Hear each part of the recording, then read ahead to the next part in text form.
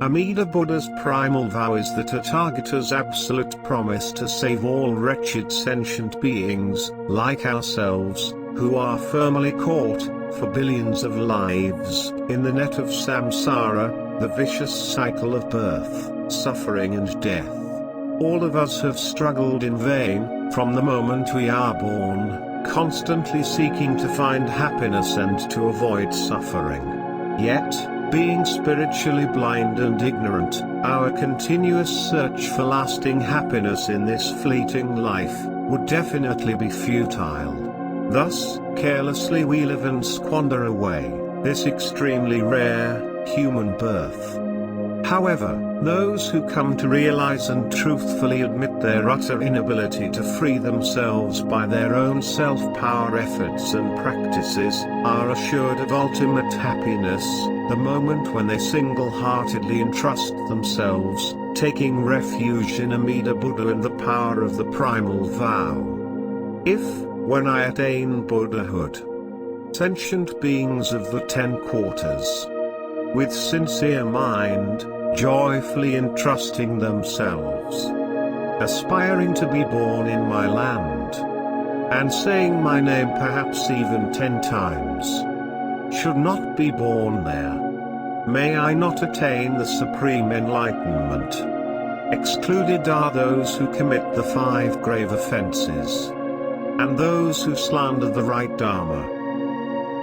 Amida Buddha in his practicing stage, countless billions of years ago, as Bodhisattva Dharmakara, under the guidance of Buddha Lokasvara, boldly made 48 inconceivable vows, out of great compassion for all suffering sentient beings. These vows are made fully in accord with the varying karmic circumstances, capacities and natures of beings. The main purpose is to ultimately free everyone, without exception, from the relentless and painful cycle of samsara. All these vows have already been wonderfully fulfilled when the Bodhisattva, after countless trillions of years of extremely hard practices in meditation, generosity and strict moral disciplines, attained perfect enlightenment 10 kalpas ago as Amida Buddha. His pure land of peace and bliss had been splendidly established specifically to receive all beings who really aspire to be born there and be permanently freed from the dreadful torture of samsara. In every one of the vows, Amida Buddha had declared that each vow would be accomplished accordingly as he had promised, otherwise, he is not fit to be a Buddha. Through Amida Buddha's innumerable manifestations in this world, the Tathagata, without a moment's respite, tirelessly saved countless beings in the past and continues right now to lead those in the present who are karmically ripe, to be born in his land of serene sustenance. Being always amongst the multitudes, the Tathagata, using various skillful methods, sets up the appropriate karmic connections with sentient beings to enable them to be saved in the future. Listening deeply to the wonderful Buddha Dharma taught by Shakyamuni Buddha, gives us a broad understanding of our truly pathetic lives in samsara, and thus, develops our aspiration to escape from this painful existence. Because of his great compassion for all suffering beings, the Buddha have taught 84,000 skillful methods and more, each appropriate to the varying capacities and natures of beings, so that everyone would have a chance to escape from samsara. Listening deeply to the teachings of Shakyamuni Buddha, Venerable Master Shinran, after 20 years of arduous practice on the path of sages, realized that he was absolutely incapable in attaining enlightenment through the difficult, self-powered, meditative and non-meditative practices prescribed. This deep and honest understanding about himself and his poor spiritual capacity, lead him to choose the true Pure Land way that relies solely on the saving power of Amida Buddha's primal vow. Receiving the gift of Shinjin, the entrusting faith from Amida Buddha, he was embraced and not forsaken by the light of great compassion and without any doubt, that he would become a Buddha at the end of his physical life.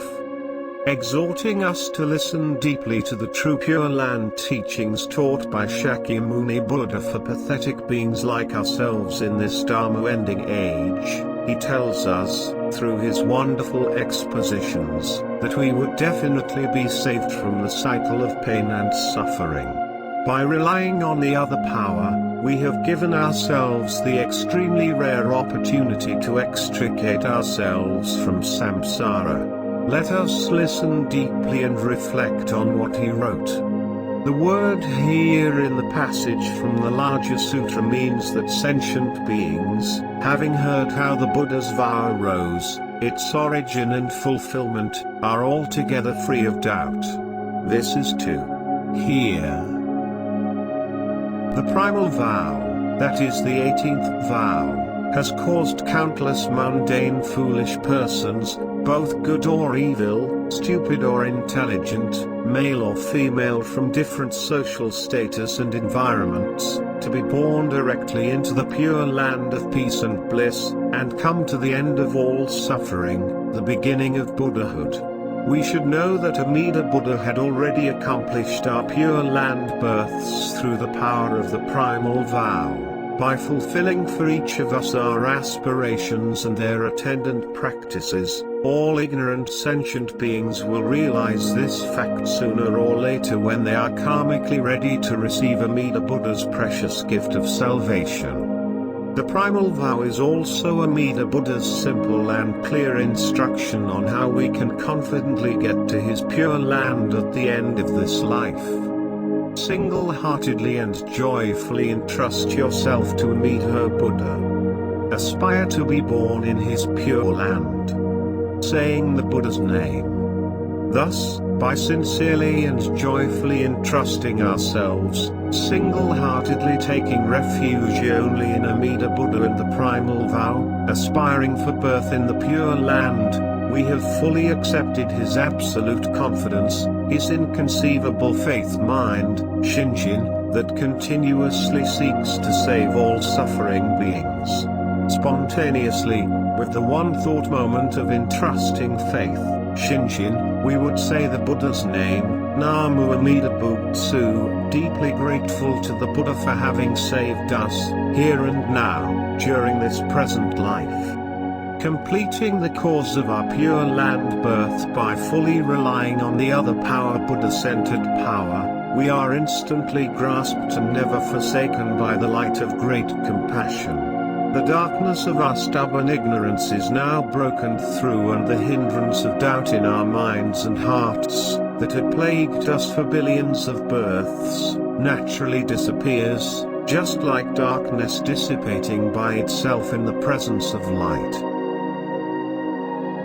In the Gatha of True Faith, Master Shinran passionately expresses in beautiful poetry, his direct and grateful experience on the primal vow.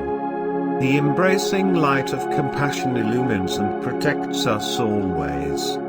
Having already broken through the darkness of our ignorance, still the clouds and mists of greed, desire, anger and hatred constantly obscure the sky of true and real Shinjin. But just like the light of the sun being blocked by clouds and mists, beneath those clouds and mists, there is brightness, not darkness. So on receiving Shinjin we experience gratitude and great joy, and instantly transcend crosswise the 5 evil courses.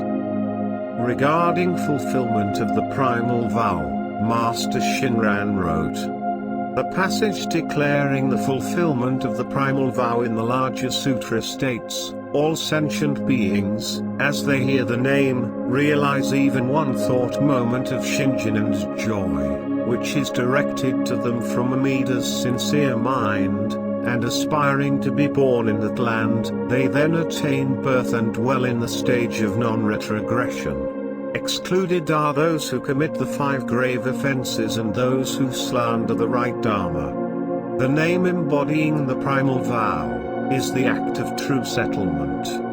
This vow of joyful entrusting with a sincere mind is the cause of birth.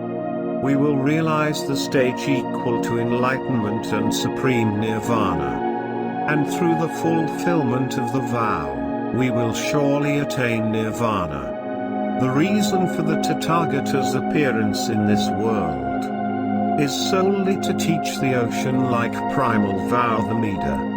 The multitudes of beings in this evil age of the 5 defilements should entrust themselves to the absolute true words of the Tathagata.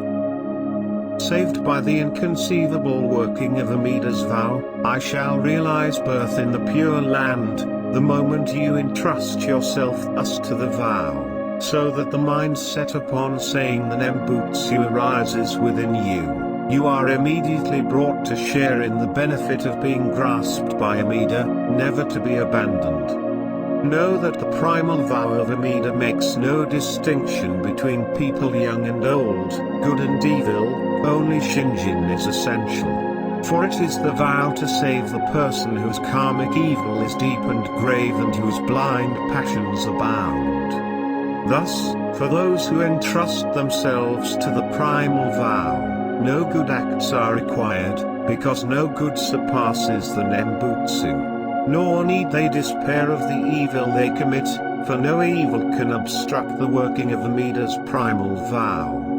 We see that the primal vow is clearly Amida Buddha's pledge to every sentient being. He had already attained supreme enlightenment and the Pure Land wonderfully established. Although not all sentient beings would single-heartedly entrust themselves to this vow of boundless compassion at this time, the enlightenment of all sentient beings had already been fulfilled at the hands of Amida Buddha.